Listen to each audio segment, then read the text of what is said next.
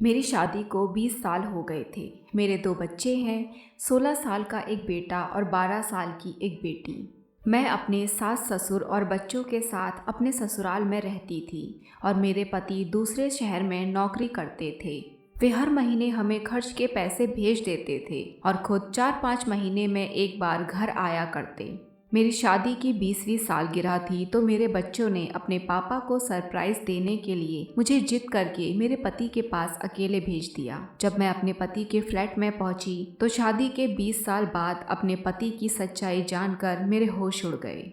माँ देखो, अब तो टिकट भी बुक हो चुकी है, अब तो मान जाओ। यह बोलते हुए नुपुर का 16 वर्षीय बेटा शुभम अपनी माँ को मोबाइल पर ही कंफर्म टिकट दिखाता है। नुपुर कुछ बोलती उसके पहले ही उसकी 12 वर्षीय लड़की छुटकी अपने भैया की तरफ देखते हुए कहती है, सच में भैया, हो गई बुकिंग। अब माँ को कोई नहीं रोक पाएगा अपने पिया मिलन से। नुपुर अपने दोनों बच्चों की तरफ देखते हुए कहती है, तुम दोनों को क्या हो गया है? क्या जिद लेकर बैठ गए हो? और छुटकी, तुम यह सब क्या बोल रही हो? पढ़ाई में तो मन लगता नहीं, फिल्मी ड्रामा करने से बाज नहीं आती हर वक्त तुम। शुभम ने खुशी से एक बार माँ की तरफ और एक बार छुटकी की तरफ देखते हुए कहा, माँ, कितना अच्छा लगेगा पापा को जब वो तुम्हें अपनी शादी की 20वीं सालगिरह पर अचानक से अपने दरवाजे के पास देखेंगे। पापा तो खुशी से पागल हो उठेंगे। हमारा यह सरप्राइज गिफ्ट पापा को कितना पसंद आएगा। तभी ड्रामेबाज छुटकी कहती है, वाओ, रोमांटिक सीन, बिल्कुल यश चोपड़ा की फिल्मों की तरह। माँ, पापा जैसे ही दरवाजा खोलेंगे ना, तुम सरप्राइज बोलना पापा को। काश पापा भी यह सॉन्ग करते, मिले हो तुम हमको बड़े नसीबों से। छुटकी और शुभम की बातें सुन नुपुर कहती है, तुम दोनों को शर्म नहीं आती? माँ के सामने ऐसा बोल रहे हो। छुटकी कहती है, इसमें शर्म की क्या बात है, आजकल तो प्यार खुल्लम खुल्ला होता है। नुपुर अपने पुराने दिनों को याद करते हुए, प्यार तो हमारे ज़माने में होता था, तीर नज़रों से चलते थे, घायल ये दिल होता था। तभी शुभम कहता है, वाओ माँ, क्या फिल्मी अंदाज में बोल रही हो। तुम अपनी इतनी अच्छी फीलिंग्स कहाँ छुपा कर रखती थी? शुभम की बातें सुन अपनी भावनाओं को संभालते हुए नुपुर बात को घुमाते हुए, तुम दोनों ये क्या लेकर बैठ गए? तुम सब जानते हो कि तुम्हारे दादाजी और दादी की तबीयत बिगड़ी रहती है, कैसे छोड़ जाऊं मैं तुम सबको। शुभम कहता है, माँ, कौन सा तुम साल भर के लिए जा रही हो? बस 1-2 महीने की तो बात है। यह लम्हा सिर्फ तुम और पापा के लिए है, जो एक साथ गुजारेंगे, ना कोई परिवार और ना कोई जिम्मेदारी, बस तुम और पापा। तुम्हारे साथ बस कुछ पल जो सिर्फ तुम दोनों के होंगे। तभी नुपुर की सास, जो कुछ दिनों से ही देख रही थी कि दोनों बच्चे अपनी माँ को उनके बेटे के पास भेजना चाहते हैं, कहती है, मान जाओ नुपुर, चली जाओ, मैं यहाँ संभाल लूंगी। नुपुर कुछ बोलती उसके पहले ही उसके मुंह पर हाथ रखते हुए शुभम, माँ, 2 दिन बाद की बुकिंग है, तैयार रहना। नुपुर अपने मुंह से शुभम का हाथ हटाते हुए, इतनी जल्दी? तुम दोनों भी ना सोचने का समय भी नहीं देते हो। शुभम अपने मोबाइल की तरफ देखते हुए, माँ, इस टेक्नोलॉजी के ज़माने में सिर्फ मोबाइल को ही सोचने दो, तुम बस तैयारी करो जाने की। अब तो सबकी बातें सुन नुपुर का मन अपने पति मनीष की तरफ छूट रहा था। उसके पसंद के मोतीचूर के लड्डू बनाने लगी। नुपुर के हाथों से बने मोतीचूर के लड्डू मनीष को बहुत पसंद थे। मनीष की नौकरी दूसरे शहर में है, अच्छा पैकेज मिलता है मनीष को वहाँ। यहाँ उसका पुश्तैनी मकान है, जहाँ नुपुर अभी मनीष के माता पिता और अपने बच्चों के साथ रहती है। जब नुपुर ब्याह कर आई तो इसी पुश्तैनी घर में उसका स्वागत हुआ। मनीष के साथ वह कभी वहाँ जा ही नहीं पाई। सास ससुर की देखभाल, फिर शुभम और छुटकी का जन्म, बस धीरे धीरे यही दुनिया बन गई उसकी। मनीष हर महीने अकाउंट में पैसे भेज दिया करता है। उसी पैसे से नुपुर घर का खर्च चलाती है। 4-5 महीने में मनीष का आना 1-2 दिन के लिए ही होता था और उन 2 दिनों में भी सब उसे घेर कर बैठे रहते। नुपुर और मनीष बहुत कम ही मिल पाते थे। आज नुपुर पूरे मन से तैयारी कर रही थी मनीष के पास जाने की। शुभम ने उसे ट्रेन में बिठा दिया, एक बच्चे की तरह उसे पूरे रास्ते की डिटेल्स दे रहा था, क्योंकि अब अपनी माँ को इतनी दूर भेजना, वह भी अकेले, एक डर उसे भी सताने लगा। नुपुर शुभम को समझाते हुए कहती है, शुभम, मैं बच्ची नहीं हूँ, वहाँ जाकर तुम्हें फ़ोन करती हूँ। शुभम कहता है, माँ, मैंने एड्रेस तुम्हारे मोबाइल पर सेंड कर दिया है, ठीक वहीं जाना। नुपुर शुभम की बेचैनी समझ रही थी। इतनी दूर नुपुर को अकेले भेजने की जिद तो शुभम की ही थी, लेकिन अब उसकी माँ वहाँ ठीक से पहुँच पाएगी कि नहीं, इस डर से अब वह परेशानी में आ गया। शुभम की आंखों के सामने से उसकी माँ की ट्रेन छूटने लगी। अब नुपुर भी खुश थी। ट्रेन की खिड़की से ठंडी हवाओं के साथ उसके बीते हुए पल भी उसके साथ जाने लगे। आज भी वह पल उसी तरह से सजे हुए हैं जैसे नुपुर ने सजाए थे। इतने सालों में अब नुपुर और मनीष इतने दिन एक साथ रहेंगे। टाइमिंग देख नुपुर अंदाज़ा लगा चुकी थी कि अब जब वह मनीष के घर पहुंचेगी तो वह घर में ही होंगे। रात की पहर भी नुपुर के आंखों आंखों में ही कट गए। सुबह 6:10 बज रहे थे कि शुभम का कॉल आया। माँ, अब उतरने का समय हो गया है, तुम देख कर उतरना, एक ऑटो कर उस एड्रेस पर चली जाना। नुपुर ने हंसते हुए कहा, शुभम तुम टेंशन मत लो, मैं वहाँ पहुँचकर तुम्हें फ़ोन करती हूँ। ऑटो पकड़ नुपुर उस पते पर पहुंच गई। धीरे धीरे दरवाजे तक पहुंची। बेल बजाने से पहले नुपुर अपना हुलिया ठीक करने लगी। ठीक करते ही उसने बेल बजा दिया। एक बार बजाया तब भी मनीष ने आकर दरवाज़ा नहीं खोला। फिर से उसने बेल को बजाया। कुछ देर में ही एक औरत जो चूड़ीदार पहनी हुई थी ने दरवाज़ा खोला। फिर अपने बालों को ठीक करते हुए नुपुर से पूछने लगी, किससे मिलना है? नुपुर ने फ़ोन पर एड्रेस को दिखाते हुए कहा, जी मनीष पांडे का घर यही है? वह औरत बोली, जी यही है, क्या काम है आपको? नुपुर ने पूछा कि आप कौन? उस औरत ने अपना परिचय देते हुए, जी मैं उसकी पत्नी हूँ। नुपुर यह सुनकर भी यकीन नहीं कर पा रही थी। तभी कमरे से कोई कहता है, काजल जल्दी आओ यार, कौन आया है? वह औरत जिसका नाम काजल था वही खड़े जोर आवाज़ से कहती है, सुनिए जी जरा बाहर आएं, कोई मिलने आया है आपसे। काजल के इतना बोलने से ही नुपुर की नज़र भीतर की तरफ अटक गई, यह सोचकर कि यह कोई और मनीष है। लेकिन किस्मत तब खराब निकली जब उसके सामने उसका पति खड़ा था। मनीष नुपुर को देखते ही कहता है, तुम? बस इतना ही कह पाया था कि उसके मोबाइल पर किसी का फ़ोन आता है। फ़ोन पर नाम देखकर ही मनीष का चेहरा बता रहा था कि यह फ़ोन शुभम का ही है। मनीष को फ़ोन कट करते देख नुपुर बिना कुछ कहे वहाँ से निकल पड़ी। किस गली जाना है अब यह उसे पता नहीं। आंसुओं की धारा जो कहीं भी टपक पड़ते हैं उसे अपने आंचल से पोंछते हुए उस ओर जा रही थी जहाँ उसके कदम जा रहे थे। अंत में एक सुनसान जगह देखकर वह वहाँ पर बैठ गई। 2 पल बैठ शांति से कुछ पल सांस लेना चाहती थी, लेकिन शुभम का फ़ोन था कि बजे ही जा रहा था। नुपुर की हिम्मत नहीं थी कि कुछ बता सके उसे, लेकिन बात तो करनी ही थी। उसने अपने आंसुओं को पोंछ अपने बोतल से पानी निकाल पीकर अपने गले की आवाज़ को नॉर्मल करते हुए फ़ोन रिसीव करती है। शुभम, क्या माँ, फ़ोन क्यों नहीं उठा रही हो? सॉरी माँ, मेरी वजह से तुम्हें परेशानी हो रही है। मुझे ऐसा सरप्राइज़ नहीं देना चाहिए था पापा को। पापा से अभी बात हुई, वह तो दूसरे शहर गए हैं काम से। माँ, तुम जो भी टिकट मिले फ़ौरन चले आओ उसमें ही। माँ, मुझे बहुत टेंशन हो रही है। नुपुर बस शुभम की बातों पर हाँ और हम ही कर पाई। गले से उसकी आवाज़ ही नहीं निकल रही थी। शुभम ने तो फ़ोन कट कर दिया था, लेकिन कुछ देर पहले जो उसे सरप्राइज़ मिला उसे वह कैसे भूलती। कितनी आसानी से मनीष ने भी झूठा बहाना बना दिया, लेकिन वह क्या करेगी, कहाँ जाएगी? एक सरप्राइज़ देने आई थी मनीष को अपनी 20वीं सालगिरह पर, लेकिन यहाँ तो मनीष ने ही उसे रिटर्न सरप्राइज़ गिफ्ट दे दिया। उसे इतने सालों में कभी भी मनीष की बातों से यह नहीं लगा कि उसकी एक अलग दुनिया भी है, लेकिन वह जिससे जुड़ी है वह भी मनीष की ही दुनिया थी। तो फिर मनीष ने ऐसा क्यों किया? मनीष का मन उससे ऊब चुका था तो कभी बताया क्यों नहीं? आज मनीष की बेवफाई की सज़ा वो किसको दे? अपने सास ससुर को। उस सास ससुर को जिसके साथ रहते रहते इन 20 सालों में एक गहरा रिश्ता जुड़ चुका था। घर परिवार बच्चे के चलते चलते नुपुर जिम्मेदारी में खोने लगी। कभी खुद पर ध्यान ही नहीं दिया। हर कोने से मोटापा बढ़ रहा था, लेकिन मनीष को तो कुछ और ही चाहिए था जो उस काजल में है, एकदम सुराही जैसा फिगर। वह तो बस एक बोझ बन चुकी थी शायद मनीष के लिए, लेकिन शुभम और छुटकी की जिम्मेदारी तो अब भी वह उठा ही रहा था। यह सोच ही रही थी कि तभी शुभम का फ़ोन। माँ, तुम्हें टिकट मिली? नुपुर खुद को संभाल झूठ बोलते हुए, बेटा लंबी लाइन है, मिल जाएगी, तुम टेंशन ना लो, मैं अभी टिकट की लाइन में ही हूँ। उसकी बात खत्म होते ही कुछ फटे पुराने कपड़े पहने कुछ बच्चे उसके पास आकर खाने के लिए कुछ मांगने लगे। तभी नुपुर को याद आया कि उसके बैग में मोतीचूर के लड्डू रखे हैं, जो अब शायद किसी को उसकी ज़रूरत नहीं थी।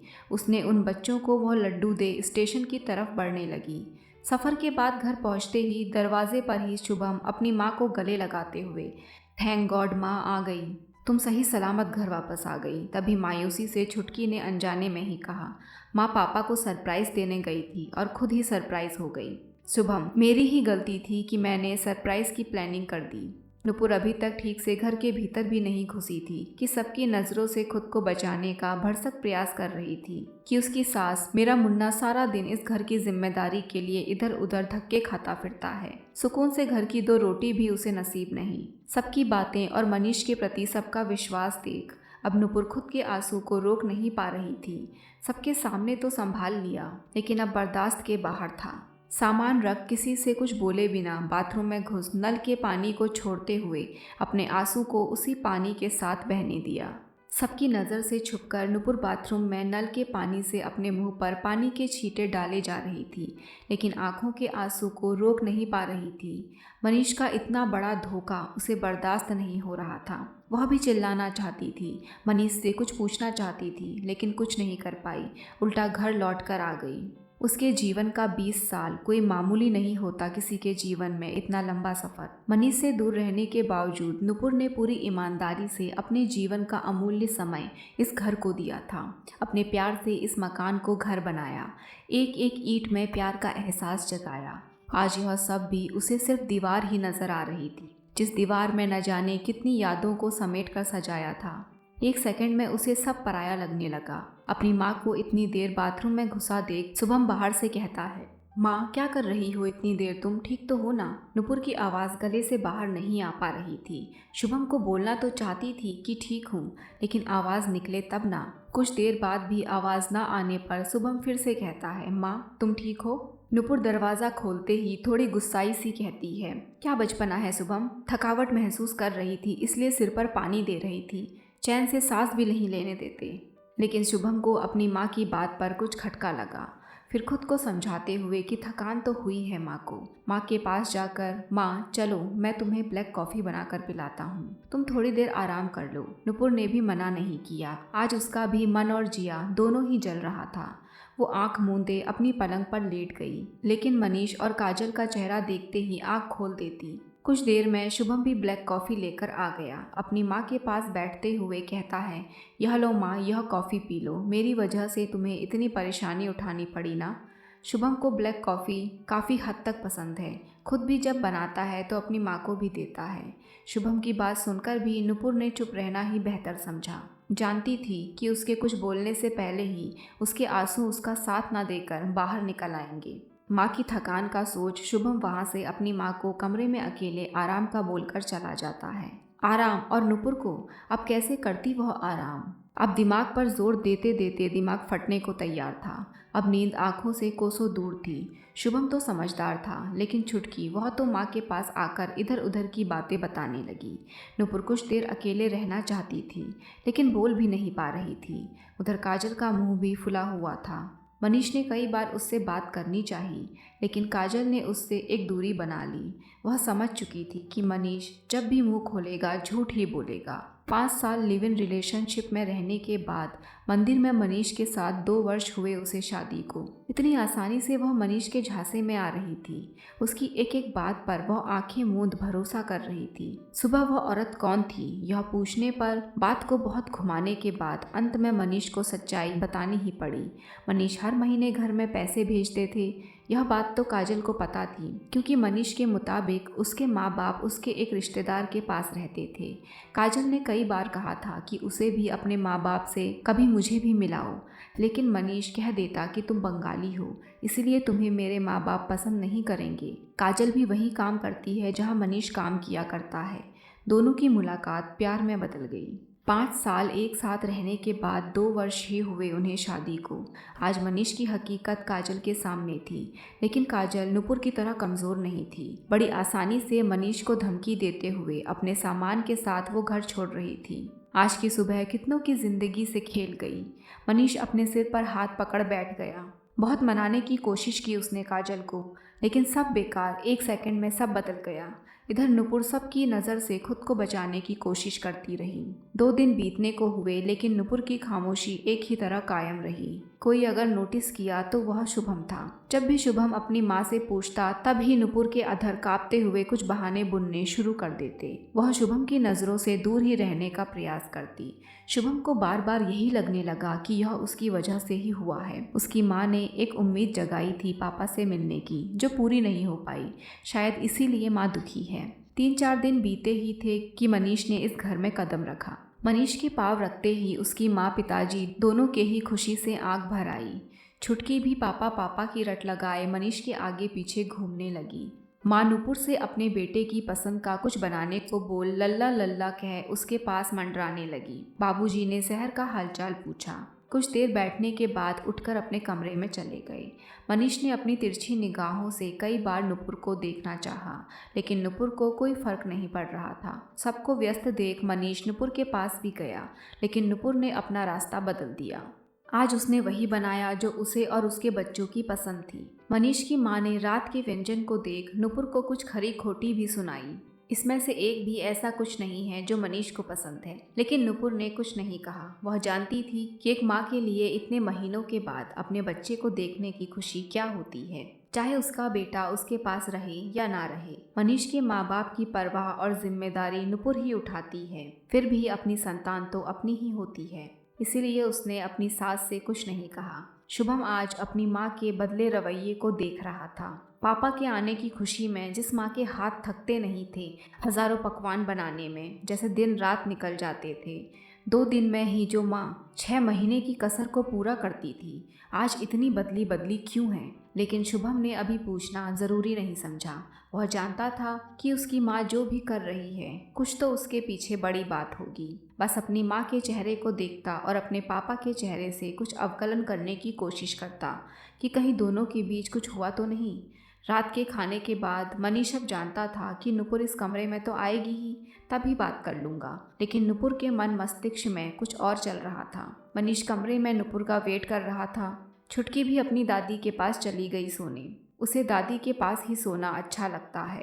दादी के पास उसे हजारों किस्से सुनने को मिलते हैं, और सबसे बड़ी बात, दादी अपने हाथों से छुटकी के सिर पर अपनी उंगलियों से हाथ फेरती है, जो छुटकी को बहुत पसंद है। शुभम भी अपने कमरे में जाकर पढ़ाई करने लगा। नुपुर भी रसोई पर बिखरे बर्तन को धोकर रसोई साफ करने लगी।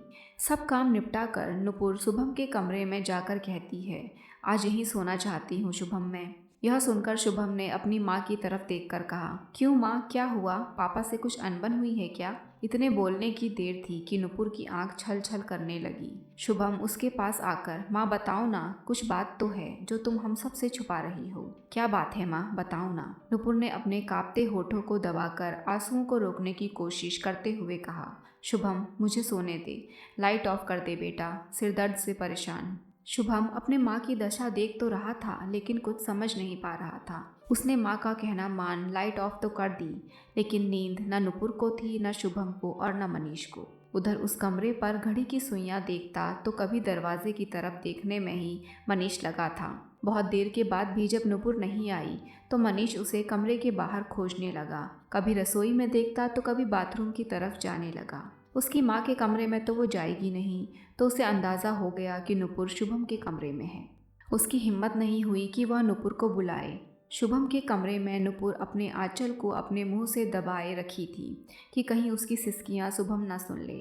आज मनीष को देख उस दिन के घाव में फिर दर्द होने लगा। आज तक शुभम भी अंदाज़ा लगा चुका था कि माँ को कुछ तो हुआ है, वह बात भी बहुत बड़ी है। आज जो माँ उसको दिख रही थी, उसने कभी ऐसा रूप अपनी माँ का नहीं देखा था। नुपुर के पास हजारों सवाल थे जिसका जवाब उसे चाहिए था। मनीष ने उसका भरोसा तोड़ा था। वह इस घर में अब रहना नहीं चाहती थी। मनीष जो दूर से उसकी और उसके बच्चों की जिम्मेदारी एक बोझ लिए उठा रहा था, उस बोझ का बोझ अब नुपुर भी उठा नहीं पा रही थी। शुभम और छुटकी के भविष्य का सोच कुछ निर्णय लेने में जल्दबाजी नहीं करना चाहती थी। इस उम्र में उसे कौन नौकरी देगा? उसका जीवन तो रसोई में ही आधा गुजर गया। इन दोनों बच्चों के साथ वो कहाँ भटकेगी? मायके में जाकर अपने सम्मान को भी खोना नहीं चाहती थी। जानती थी कि मायके 2 दिन के लिए ही ठीक रहता है। शादी के बाद पति को छोड़ बच्चों के साथ वहाँ रहना भी मुश्किल ही होगा। इन सब के बारे में सोचते हुए भी आज मनीष को सामने देखकर उसे कुछ एहसास नहीं हो रहा था।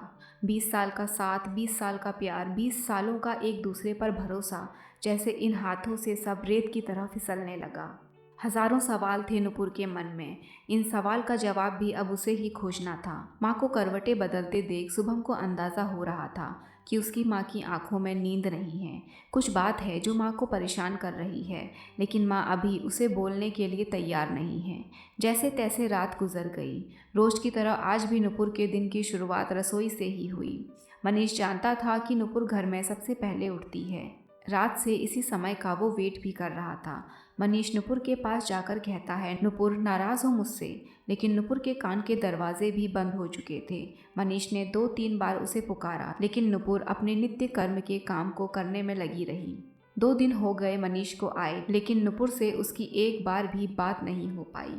मनीष जानता था कि नुपुर अभी गुस्से में है, इसलिए सुन नहीं रही है। गुस्सा ठंडा हो जाएगा तो नुपुर को उसके पास ही आना होगा। वैसे भी नुपुर एक घरेलू महिला है जो सोच तो सकती है, लेकिन कोई फैसला नहीं कर सकती। इसमें और काजल में ज़मीन आसमान का अंतर है।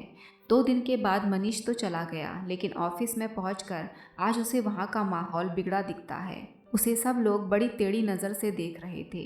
मनीष भी सबकी नज़रों को घूरने लगा, लेकिन उस बात से ज़्यादा उसका ध्यान काजल के कैबिन में था। रोज की तरह वह ठीक आज भी वही थी, लेकिन कुछ अलग उसमें दिख रहा था। आज मनीष ने काजल के कैबिन में जाने का सोचा। एक अच्छा सा मौका देख चला गया। उस कैबिन के भीतर मनीष अपने पति होने का हक दिखाते हुए कहता है, काजल, यह क्या तुमने सिंदूर नहीं लगाया? और जो हाथों में तुम्हारे शाखा पोला पहना था उसे भी खोल दिया? जानती हो इसका मतलब? काजल गुस्से से कहती है, मेरे कैबिन से बाहर निकलो प्लीज। मनीष बेशर्मी से कहता है, निकलो मतलब? मैं अपनी बीवी से बात कर रहा हूँ। तुम्हें इस रूप में देख सब क्या सोचेंगे हमारे बारे में? काजल गुस्से से पलट कर कहती है, क्या सोचेंगे? जिसने भी मुझसे पूछा मैंने सबको बता दी तुम्हारी असलियत। तुम एक धोखेबाज हो, यह सब जान गए हैं। अब मनीष को समझ आया कि उसे क्यों ऑफिस में सब ऐसे ही घूर रहे थे। मनीष काजल को समझाने का प्रयास करते हुए कहता है, मुझे कुछ समय देती काजल। इतनी जल्दी कैसे तुम सब कुछ खत्म कर सकती हो?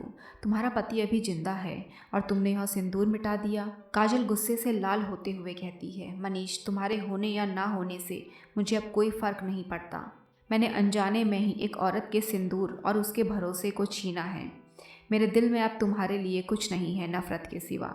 मर चुके हो तुम मेरे लिए।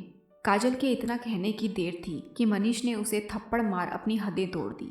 थप्पड़ की गूंज से ऑफिस के कई स्टाफ वहां चले आए। सब काजल को संभाल रहे थे। तब काजल ने भी उसे सबके सामने थप्पड़ रसीद कर दिया। सबके सामने यह भी कह दिया कि वह उस पर धोखाधड़ी का केस भी करेगी। मनीष वहां से अपने तेज कदमों से बाहर निकल गया।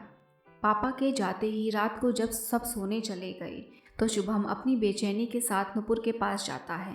नुपुर भी कमरे की लाइट को ऑफ कर आंख बंद कर सोने की कोशिश करती है, लेकिन शुभम जानता है कि उसकी माँ की आंखें तो बंद हैं, लेकिन उसमें नींद की कोई गुंजाइश नहीं है। शुभम कहता है, माँ। आवाज़ सुन नुपुर ने कहा, शुभम, तुम अभी इतनी रात को? सब ठीक तो है बेटा? शुभम, सब ठीक है माँ, मुझे तुमसे कुछ पूछना है। नुपुर जानती तो थी ही शुभम क्या पूछने वाला है, इसीलिए बहाना बनाते हुए कहती है, शुभम सो जाओ, रात हो चुकी है बहुत।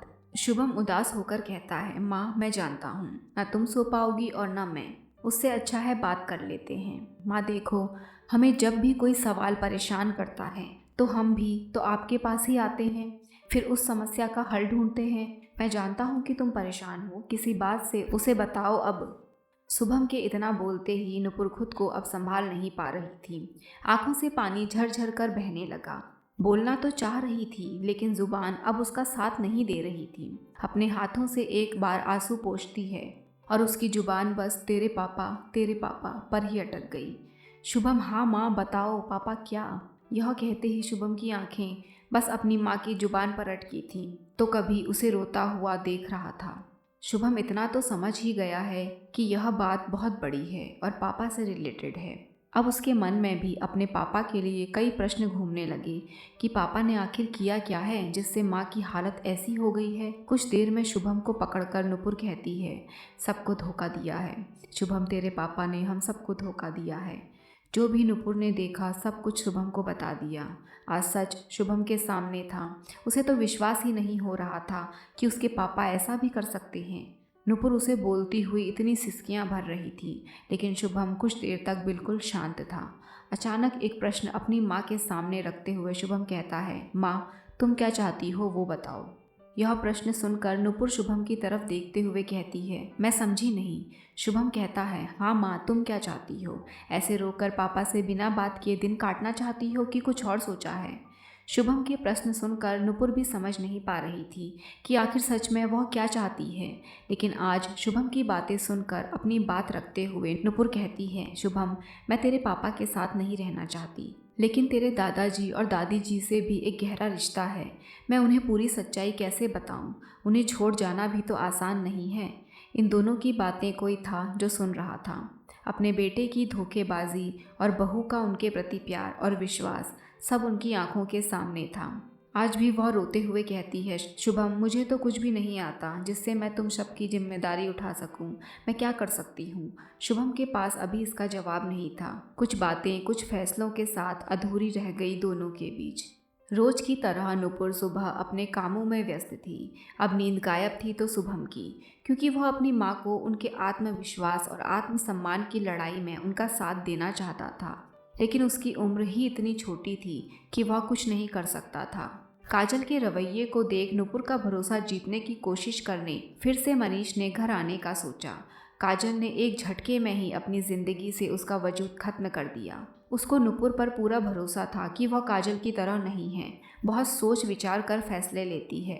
मेरे पास आने को छोड़ उसके पास कोई रास्ता नहीं है। जब वह घर पहुंचा तो उसकी माँ ने तो उसकी थकान देखकर अपने आंचल से उसके पसीने पोंछने लगी। लेकिन उसके पिताजी को मनीष का आना पसंद नहीं आया, क्योंकि रात को उसके पिताजी ने ही अपनी बहू और पोते की बात सुन ली थी। मनीष की नज़र अब नुपुर के चेहरे पर थी। उसकी मांग भी सजी हुई थी लाल सिंदूर से। यह देख मनीष के चेहरे में एक अहंकार की हंसी साफ झलक रही थी। मनीष को देख शुभम और नुपुर दोनों ही एक दूसरे को देख रहे थे। उनके मनोभाव को देखते हुए नुपुर के ससुर मनीष से कहते हैं, यहाँ आज फिर अचानक आने की वजह? मनीष ने झूठ का सहारा लेते हुए कहा, बहुत दिन हो गए अपने परिवार से दूर रहा हूँ। अब अपना समय अपनी पत्नी और बच्चों को देना चाहता हूँ। लेकिन उसके ससुर ने गुस्साई भरी नजरों से नुपुर का साथ देते हुए कहा, इतनी सफाई से तुम झूठ बोल जाते हो। मेरा बेटा इतना नालायक निकलेगा कभी सोचा नहीं था मैंने। मनीष की माँ अपने पति की बातों पर गुस्सा होते हुए कहती है, काहे को हमारे मनीष को नालायक बता रहे हो? दिन रात को अपना खून पसीना जलाता है, 2 वक्त की रोटी भी उसे नसीब नहीं होती। अब जब वह हम सबके साथ रहने आया तो तुम सब ऐसा व्यवहार कर रहे हो। ससुर ने सबके सामने ही मनीष की असलियत सबको बता दी। शुभम और नुपुर को समझ नहीं आया कि उन्हें कैसे पता। तब वह रात वाली सब घटना बताने लगे कि उन्होंने उन दोनों की बातों को सुन लिया था। मनीष भी कम नहीं था। आज उसने फिर घटियापन का परिचय देते हुए सबके सामने अपने बाबूजी से कहा, बाबूजी आप इस गंवार औरत का पक्ष ले रहे हैं। इसे तो घर में बैठ मगरमच्छ के आंसू बहाना ही आता है। आप भी शायद भूल रहे हो कि आपका सगा मैं हूँ, ये नहीं। मनीष के पिताजी गुस्से में कहते हैं, यह तो मेरी किस्मत है कि तुम मेरे सगे बेटे हो, शायद इसीलिए अब तक यहीं खड़े हो। कोई और होता तो धक्के मार कर बाहर कर देता। मनीष चिल्लाते हुए कहता है, आपको अब यह प्यारी हो गई? मनीष के पिताजी कहते हैं, प्यारी तो वह शुरू से ही थी, इसीलिए तो उसे इस घर की बहू बनाया था। मनीष अहंकार से कहता है, लेकिन खर्चा तो मैंने उठाया है ना इस परिवार का। मनीष के पिताजी अपने गुस्से को दबाते हुए कहते हैं, मनीष सोच समझ कर बात बोला करो। मुझे अब भी पेंशन मिलती है। तुम जो भेजते हो जरा बहू से पूछना तो, उससे क्या सब सही से चल जाता है? कितनी बचत से यह इस घर का खर्चा चलाती है।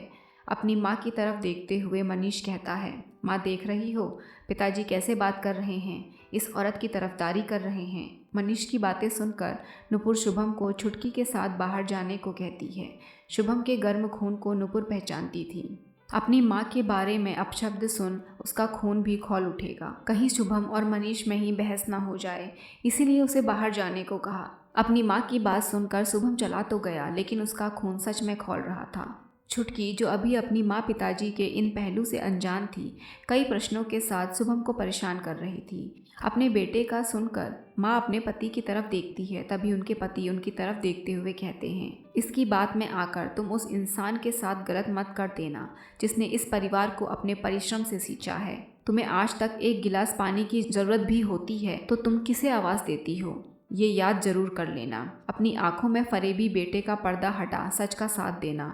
अपने पति की कठोर लेकिन सच्चाई से भरी बातों को मनीष की माँ भी झुठला नहीं सकती। नुपुर का एक एक कतरा पसीना बहा है इस परिवार में। अपनी माँ को इस तरह चुप देखकर मनीष माँ से कहता है, माँ बताओ चुप क्यों हो? तुम मेरे साथ हो कि इस औरत के साथ?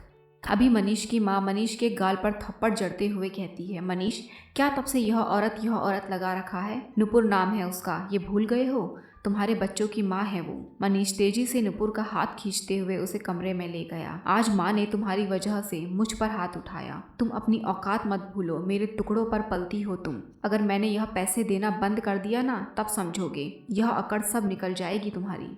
मनीष को यह सब बोलते देखकर नुपुर शुभम के कमरे में चली गई। शुभम ने पापा की बात को सुन लिया था। अब मनीष की बातों से नुपुर के आंसू बह नहीं रहे थे। आज अपने आत्मविश्वास, अपने सम्मान की चोट को उभारने का वक्त था। उस इंसान के साथ उसका यहाँ रहना मुश्किल था। शुभम ने भी माँ से कुछ नहीं कहा। वह ठीक से सोच चुका था कि माँ जो भी फैसला करेगी वह उसका ही साथ देगा। अपनी माँ के आत्मविश्वास को टूटने नहीं देगा और ना ही माँ को पिताजी के सामने हाथ फैलाने को बोलेगा। नुपुर के साथ अब शुभम भी अपनी माँ के लिए सोच रहा था। रात को अपने ससुर के कमरे में जाकर अपना फैसला सुनाती हुई नुपुर कहती है, बाबूजी, अब इस घर में मेरा रहना नहीं हो पाएगा। बच्चों के साथ जाना चाहती हूँ, मैं उनके साथ नहीं रह सकती। यह सुनते ही उसकी सास, ये क्या बोल रही है? छोटी सी बात का बतंगड़ मत बनाओ, लड़का जात है वो, बाहर रहता है, भूल हो गई उससे, भटक गया एक बार वह। औरत जात का तो काम ही है कि पर्दे में अपने पति के पीछे ही चलना, उसकी भूल को छुपाकर उसके साथ रहना।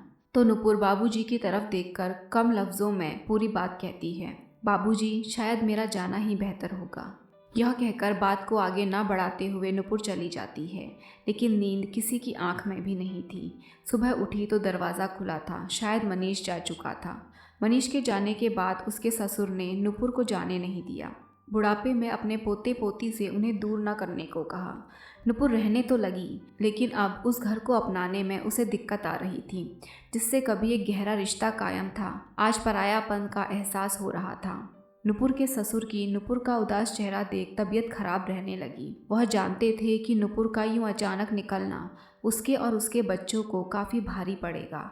उन्होंने माया मोह की बातों से नुपुर को घर में रख तो लिया था, लेकिन मनीष के लौटने पर वह यहाँ नहीं रहेगी, यह समझ चुके थे। सब अपने में ही परेशान थे कि उनकी पड़ोसन, जिससे उन सब का काफ़ी हद तक उठना बैठना था, नुपुर के पास आती है, जो नुपुर के ही उम्र की थी। नुपुर के भोलेपन की वजह से कई छोटे मोटे काम करवा लेती थी। नुपुर भी उसका हर काम बहुत ही सुंदर तरीके से करती थी। इस बार वह फिर से नुपुर से कहती है, नुपुर, मैं एक प्रॉब्लम में पड़ गई हूँ।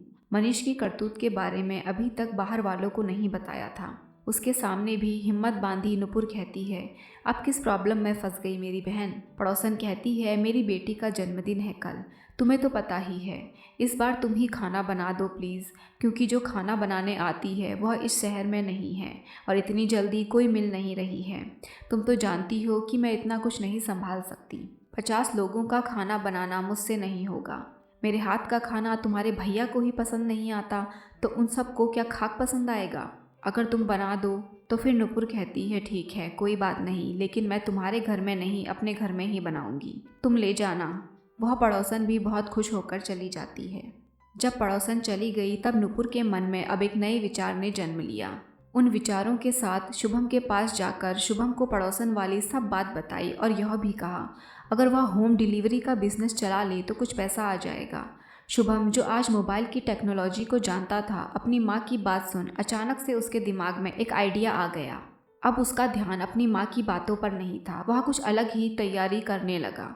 दूसरे दिन जब उसकी माँ पड़ोसन के लिए रात के डिनर की तैयारी कर रही थी तो उसने हर खाने की आइटम को अपने मोबाइल पर वीडियो बनाना शुरू किया।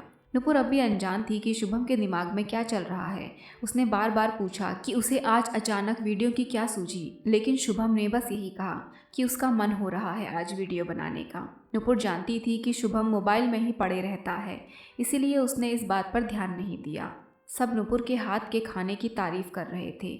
सबकी बातें सुन शुभम को एक उम्मीद नजर आ रही थी और रात में बैठकर कुछ ना कुछ मोबाइल पर करने लगा। अब तो रोज़ की ही बात हो गई। शुभम और छुटकी रोज़ ही कुछ ना कुछ फरमाइश करते कि यह बनाओ वह बनाओ। उसकी माँ जब भी बनाती बस शुभम उसे अपने मोबाइल में कैप्चर करता। पर अब अपने बेटे की इस नई हरकत से नुपुर परेशान थी। उधर मनीष की एक ही ऑफिस में काजल के साथ काम तो कर रहा था, लेकिन ऑफिस में अब उसकी कोई इज्जत नहीं बची थी। उसे काजल के लगाए गए आरोपों का सामना करना पड़ रहा था। घर में पैसे भेजना तो उसने बंद ही कर दिया था, इस उम्मीद में कि कहीं ना कहीं पैसे के अभाव में नुपुर उसके पास लौटकर आएगी ही। अचानक से एक दिन नुपुर की सासू माँ अपने पति से कहती है, महीने हो गए उस बात को, लेकिन मेरा बेटा अभी तक घर नहीं आया, ना ही फ़ोन करता है। ज़रा फ़ोन करके पूछ तो लीजिए, 8 महीने हो गए हैं। अपनी पत्नी की बात को सुनकर वह उन्हें गुस्से भरी नज़रों से देखते हुए कहते हैं, उसने कभी तुम्हारी परवाह की है? क्या बोलकर गया है कि हम उसके पैसे से खाते हैं? अपनी पत्नी और बच्चों की जिम्मेदारी जो नहीं उठा सकता, उस नालायक इंसान से मेरा कोई ताल्लुक नहीं। मनीष ने नुपुर को झुकाने के लिए उसका खर्चा बंद तो कर दिया, लेकिन मैं नुपुर को जानता हूँ, उसके स्वाभिमान को ठेस पहुंचाई है तुम्हारे बेटे ने। मैं नुपुर के नाम से एक फ्लैट खरीद लूंगा, अगर जाना चाहे तो जा सकती है, मैं अब उसे रोकूंगा नहीं। अपनी पति की बात सुनकर अब मनीष की माँ भी चुप थी। मनीष की माँ रोज ही देख रही थी कि नुपुर के लिए मनीष को माफ़ करना मुश्किल था। अब इस घर में वह उनकी जिद की वजह से रह तो रही थी, लेकिन अब बस एक जिम्मेदारी का एहसास था। सच भी है, शुभम और छुटकी की पढ़ाई लिखाई का खर्चा उसके ऊपर भी तो खर्चा रहता ही है। इन कुछ महीनों में बहुत ही मुश्किल से कट रही थी उन सबकी ज़िंदगी। पहले की बचत से ही अब तक चलाने की कोशिश कर रही थी। एक दिन अचानक से नींद खुलती है तो शुभम अपनी माँ को गले लगाते चिल्लाता है। उसका पागलपन देखकर सब उससे पूछ रहे थे कि आखिर उसे हुआ क्या है। शुभम ने सबके सामने ही अपने मोबाइल को खोलते हुए दिखाया कि उसकी माँ की वीडियो फेमस हो चुकी है। अब उसके 11,000 सब्सक्राइबर और नुपुर को इस विषय में कुछ भी जानकारी नहीं थी। अपनी माँ की वीडियो में आए सारे कमेंट को शुभम पढ़कर सुना रहा था कि सबको उसकी रेसिपीज़ पसंद आ रही हैं। उसे एक ब्रांड ने पसंद भी किया है। उसके अकाउंट में 3,000 रुपये जमा हो चुके हैं। नुपुर को शुभम की बात अब भी समझ में नहीं आ रही थी। घर में सब शुभम की बात को समझना चाहते थे, लेकिन छुटकी के अलावा कोई समझ नहीं पा रहा था। तब शुभम ने बताया कि वह मम्मी की रेसिपी भारतीय व्यंजन का वीडियो बनाता है और उसे यूट्यूब फेसबुक पेज पर पोस्ट करता है। शुरू में यह इसलिए नहीं बताया कि पहले उतनी चल नहीं रही थी, इसको पॉपुलर होने में समय लगता है। इन 9 महीने में यह गाड़ी चल पड़ी। अगर हम इसी तरह वीडियो बना नई नई रेसिपी इस यूट्यूब चैनल पर पोस्ट करेंगे तो माँ को इसके लिए पैसे मिलेंगे। आज माँ के अकाउंट में 3,000 आए हैं, अगर इसी तरह लोग पसंद करने लगे तो यह 25,000 से 30,000 भी हो जाएंगे। इतना बोलने की देर थी कि नुपुर के आंसू बहने लगे। उसे उम्मीद ही नहीं थी कि वह भी कुछ कमा सकती है, लेकिन शुभम ने उसके रास्तों में एक नई उम्मीद जगाई है। आज छोटी रकम ही सही, लेकिन यह उसकी खुद की थी। खुशी के आंसू बहते देख शुभम ने नुपुर को गले लगा लिया। आज 4 वर्ष होने को हैं। काफ़ी टाइम से अब नुपुर वीडियो बना रही है, अब खुद मोबाइल में व्यस्त रहती है। उसने भी बहुत कुछ सीखा उससे, जिसकी वजह से अब पहले और अब की नुपुर में काफ़ी बदलाव आए हैं। ऊपर का पहनावा, उसका आत्मविश्वास पहले की अपेक्षा काफ़ी हद तक बदल चुका था। इस घर का खर्चा अब वह अच्छी तरह से चला रही थी। शुभम और छुटकी की पढ़ाई भी अपने हिसाब से आगे बढ़ रही थी। फिर एक दिन दरवाजे पर दस्तक होती है। दरवाजे पर मनीष को देख सबको हैरानी हुई। नुपुर ने ही दरवाज़ा खोला। नुपुर के बदलाव को देख मनीष की आंखें फटी की फटी रह गई। वह सोचने लगा, जिस नुपुर को मैं जानता था और इस नुपुर के चेहरे और पहनावे में काफ़ी अंतर है। जैसे ही नुपुर ने देखा कि सामने मनीष है तो वह अपने कमरे में चली गई। मनीष की हालत बिगड़ चुकी थी। दुबला पतला शरीर, आंखें अंदर को धंस चुकी थी। अपने बेटे की इस स्थिति को देख उसकी माँ उसे अपने कमरे में ले गई, जहाँ मनीष को देख उसकी माँ की आंखें नम थीं। अपनी माँ की उजड़ी मांग को देखकर उसे समझते देर ना हुई कि बाबूजी अब नहीं रहे। उसकी माँ ने बताया कि उसने जो नुपुर के साथ किया, उस सदमे को वह सहन नहीं कर पा रहे थे। उस गम के साथ उन्होंने इस दुनिया को भी छोड़ दिया। नुपुर तो कब का घर छोड़ देती, लेकिन मुझे अकेले कैसे छोड़ती। तेरी गलती की वजह से तेरे बाबूजी ने अपना सब कुछ नुपुर के नाम कर दिया है। लेकिन आज मनीष को इस बात का अफसोस नहीं था कि उसके पास कुछ नहीं है, क्योंकि उसे अपनी गलती का एहसास हो चुका था। काजल ने उसे पूरी तरह से बर्बाद कर दिया। ना नौकरी रही, ना इज्जत। कई महीने जेल की सलाखों के पीछे गुजार कर आया है मनीष। आज बहुत शर्मिंदा है कि उसकी वजह से सब कुछ बर्बाद हो गया। नुपुर जानती थी कि अपने बेटे की चाहत एक माँ कैसे भूल सकती है। अब उनका बेटा आ चुका है, अब इस घर में उसकी कोई ज़रूरत नहीं है। शाम को शुभम और छुटकी के आने के बाद नुपुर ने उस घर को छोड़ने का फैसला लिया। उसकी सास सुनकर कहती है, नुपुर मैं जानती हूँ कि तुम मनीष को माफ़ नहीं कर सकती। अब मैं तुम्हें रोकूंगी भी नहीं, लेकिन अपने बाबूजी का आशीर्वाद लेते जाओ। नुपुर समझ नहीं पा रही थी उसकी सास क्या बोलना चाहती है, लेकिन उसने एक चाबी नुपुर के हाथ में रख दी और यह कहा कि बाबूजी ने तेरे लिए एक फ्लैट खरीदा था और उनकी इच्छा थी कि कभी मनीष के आने के बाद अगर तुमने घर छोड़ा तो तुम उस फ्लैट में रह सकती हो। अपनी नम आँखों से अपने सपने, उस घर और अपनी सास से विदा लिया। मनीष उसे पीछे से देखता रह गया, लेकिन आज उसे रोकने की हिम्मत उसमें नहीं थी। इस समाज में कई औरतें ऐसी हैं जो काजल की तरह हैं, सही गलत का निर्णय लेने में देर नहीं करती, लेकिन कुछ नुपुर के जैसी भी हैं। पति से अलग होने के बाद भी उनका उस परिवार से एक रिश्ता बनता है। इससे बाहर निकलने में उन्हें समय लगता है। नुपुर ने इस घर में रहकर धैर्य का परिचय देते हुए अपनी जिम्मेदारी से मुंह नहीं मोड़ा। यहाँ तो उसके बेटे शुभम ने भी उसका साथ दिया, एक नई दिशा दिखलाई। मनीष के आने के बाद नुपुर का घर छोड़ने का फैसला ठीक था या नहीं? अपनी राय कमेंट करके ज़रूर बताएं। बेहतरीन कहानियों के लिए जुड़े रहें मेरे साथ।